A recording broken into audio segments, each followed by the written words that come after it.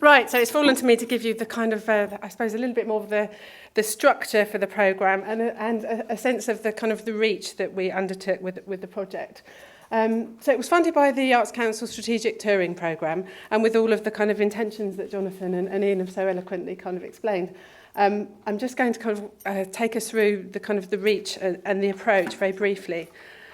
So as Jonathan said, the real kind of driving principle behind it was a fundamental conviction and belief that poetry had the ability to really, I suppose, change lives. And we put it down in our application that the kind of priority audiences, schools, teachers, young people, with a kind of public participation programme that I'll come on to, which was absolutely central as well, were all going to be reached through the kind of central project aims.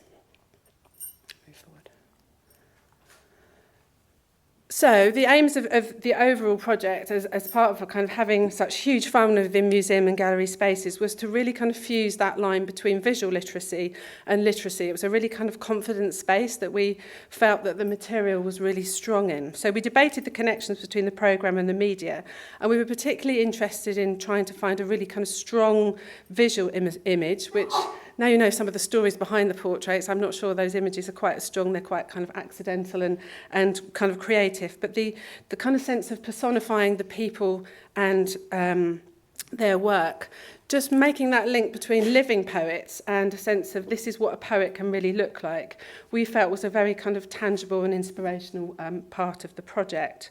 So portraiture, as you'll hear us kind of talk a lot about here, is the kind of the immediacy of the face and that sense of connection that young people feel very kind of is very accessible. They feel very immediate. It can stimulate words and ideas very quickly. But also that important point of connecting to the poet as a person. I think in discussion with Jonathan in very early stages, we talked about that making the inner world of the poet more accessible. So the construction of the visual image as being a way into the personality, the work, the ideas of the poet. So that was kind of very kind of central to making the intention of the programme.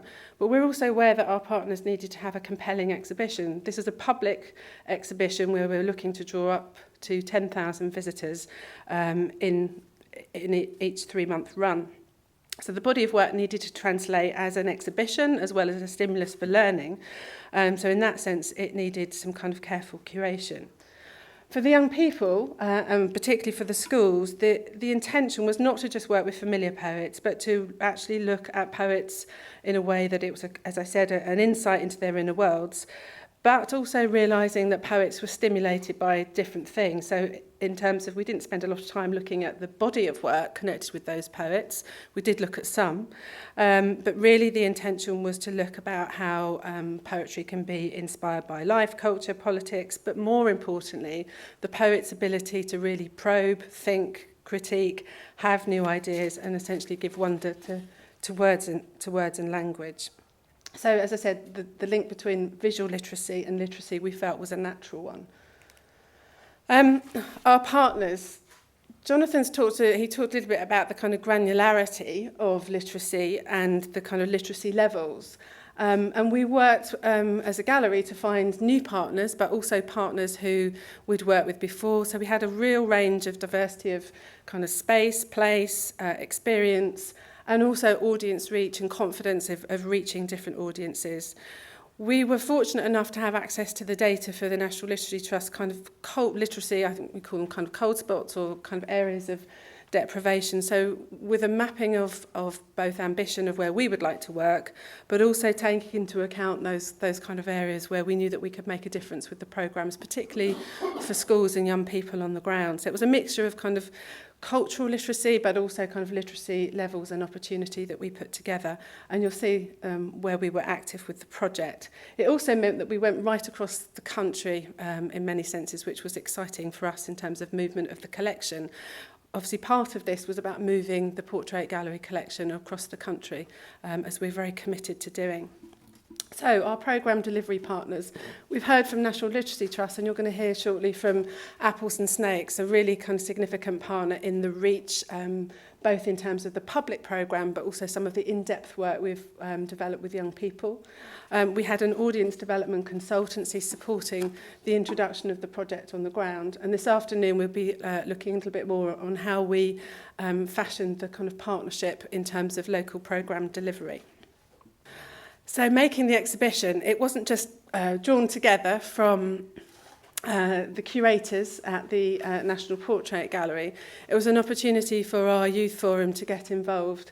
And working with Apples and Snakes, Daniela, and also from Lisa and colleagues, we took the young people through a kind of a curation process where they were able to work with the long list of objects in terms of our collection of living poets.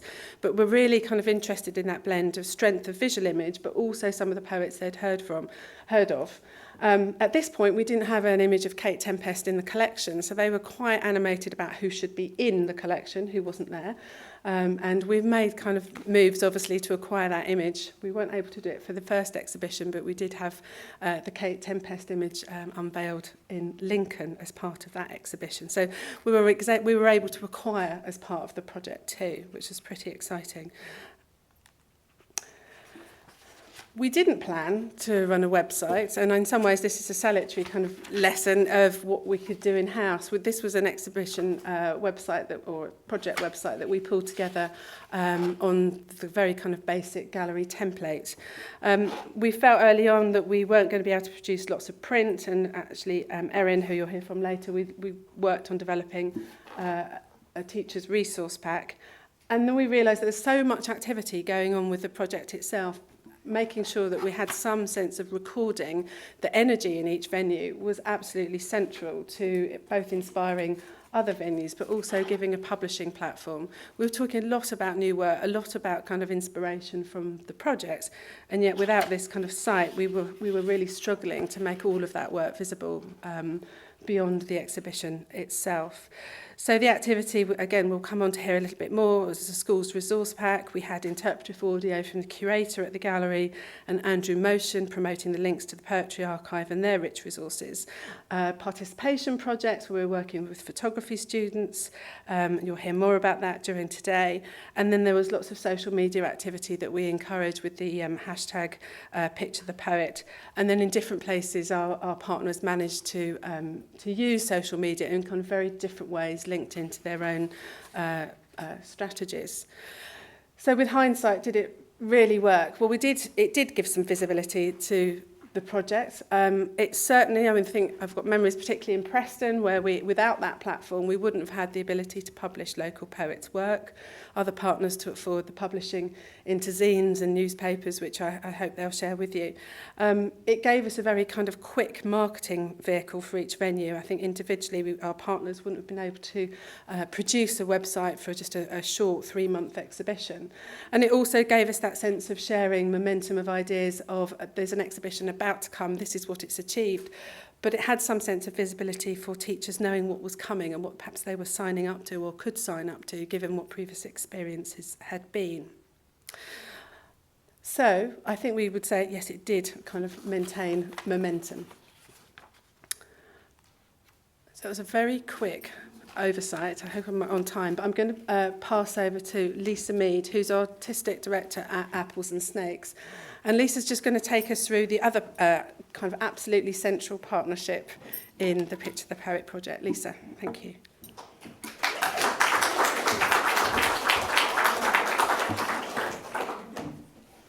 Hello.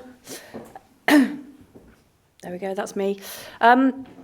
Before we start, can I just find out who here is from a gallery? Okay. And who's here because of poetry? And who has worked with poetry in a gallery before? A lot of people, good. Anyone heard of Apples and Snakes? Yay, that's good. Okay, so this presentation is going to cover the basics. It's lovely lemsissy. Why we got involved, what we did, and I think more importantly what we learnt, because it's nice to hear how great projects are, but I think sometimes it's more important to hear the things that are kind of those tear your hair out moments, or the things that you wish if you could go back and do it again, you would change. So for the people that don't know us, we are the leading organisation for performance poetry and spoken word. We're an Arts Council NPO. Compared to the National Portrait Gallery, we're very small. There's 16 of us, mostly part-time, some in London, some based around the country, Stockton, Birmingham, Southampton and Barnstable at the moment. And we have a reputation for delivering high-quality performance and participation projects which encourage people to think about what poetry is and what it can be. And I think the reason for us, one of the reasons to come to Apples and Snakes for a project like this is that we've worked a lot across art form and with visual arts, and we've worked with photography and fashion designers and graphics and filmmaking and with galleries and museums, but we've never worked on a project of this scale nationally before. So this is kind of how we work, probably similar to the way a lot of you work, which is around producing, commissioning and touring. We work a lot with artist development across the country and helping to build the poetry infrastructure. We do a lot of participation and outreach work. And these kind of key principles we would take into any project which is around high quality, working in partnership, giving artists of different stages of development a chance to platform alongside professional poets. So, why we did it. Why use poetry and poets? I think pretty obvious for this one. The exhibition was about poets. Would have been a bit weird not to involve poetry in some way. Would have been missing a trick. I think poetry is about creating images with words, and there feels like a very natural connection between poetry and visuals. And we as an organisation, and I think poets in general, believe that if you have something to say, then you can create poetry. You don't have to be able to write it down even, just voice it. And we work with fantastic artists who enabled participants to create poems from those thoughts. And it's very immediate. It doesn't need loads of resources, which is good to have, but you don't always need that. And it's adaptable, and I think poets are very good at adapting to the groups and environments they find themselves in. There were other kind of more strategic reasons for the organisation, which was around being able to work with a fantastic national institution and other literature organisations that we haven't partnered with before, to build our links across the country, because we work in satellites and it's always good to kind of build more of a network, to find more poets that we work with across the country, to showcase poetry to audiences who might not necessarily engage with the art form, to build our knowledge, to build connections, and enable young people to engage with a high-quality project and show how poetry can be used to bring galleries alive in a different way.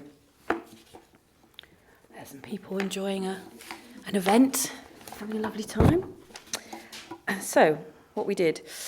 We had three core elements to the work that we did. One, which was about a programme meeting group, so the sort of programme delivery groups. We worked on a big project in 2012 as part of the Cultural Olympiad called Shake the Dust, which worked with lots of different national partners on the ground. And what we did there was set up programme delivery groups, which was about how, as a national organisation, you can work much more with the people in the region that know what needs to be done.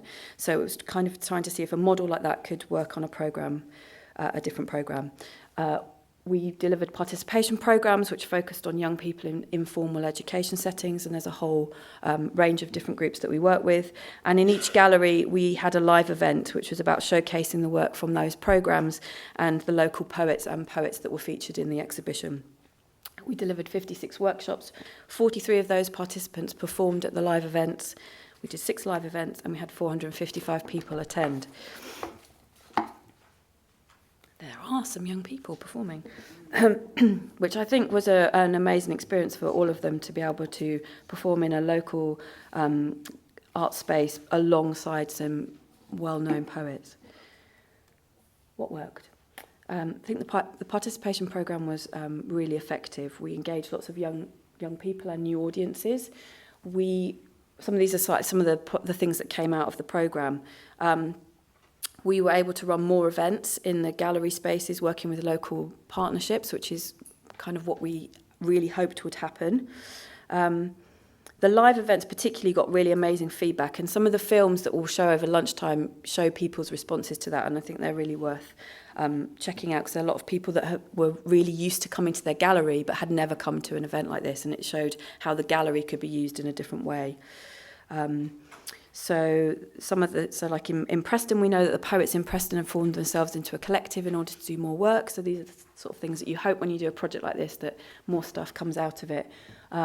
We were in conversation with Sheffield about working on with some of the young people that they involved in the project. You know, things happen, staff move, it didn't come off in the end. We found that having a band in the gallery, we were really, from the beginning, we really wanted to create that sort of, you know, like late night events that happen in a lot of large galleries. We wanted to try and get that vibe into some of the galleries that we were working with, and wanted to have music, and we wanted to have bar, and we wanted to make it a kind of, you know, nice place to be. There was a lot of having to discuss what we did about where the bar went. Could we have wine? In order to get that to get that sort of atmosphere that we were hoping for, and in the end that worked in every space, and it was really fantastic. So what would we do if we did it again? So I think there was one thing around the programme groups about really being clear about who they wanted to have around the table and what that role was, and how that might then, in order to kind of build more of a legacy. I sort of feel like that was one area where if we went back and did it again, we might take a bit more time to set those up.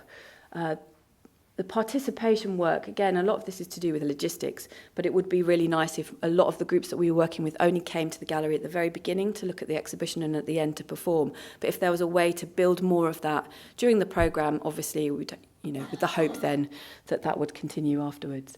And in not all of the galleries were we able to be in the space where the exhibition was, just because it wasn't large enough. So I think, you know, going forward, it would be interesting to think about whether we can place those events much more connected to the exhibition in the places where we weren't able to do that. It's also probably more interesting to think about the ways that you can work with poetry and creative writing in your own gallery or museum. Obviously, loads of you have already done that. You kind of said when I asked that question. And when we've done all sorts of things, I feel like you're all creative, you can come up with lots of ideas yourself. But we did a project where we reinterpreted all the labels, the interpretation labels in a museum were created into haikus. And so you had the museum's interpretations and then haikus kind of representing that. Was Croydon Museum. We had to condense all the objects of a decade into a haiku. It was quite a challenge. We put a lot of emerging artists into late night events, into galleries, and they often will then go and look at an exhibition and create a specific piece which they perform on the night. And I think that emerging artists or young artists in regions are a really good way to kind of start that process of engaging people. We've got people coming up working with the Horniman at the moment, putting some artists into their queer late night. We've kind of done lots of different things, which I'm sure you could also, getting the 2-minute warning. Here we go. So this is an example of a band in the gallery with the photographs behind it. Things also like we didn't have permission to film the photographs, which we didn't realise at some point. So then things like that are useful to sort it out.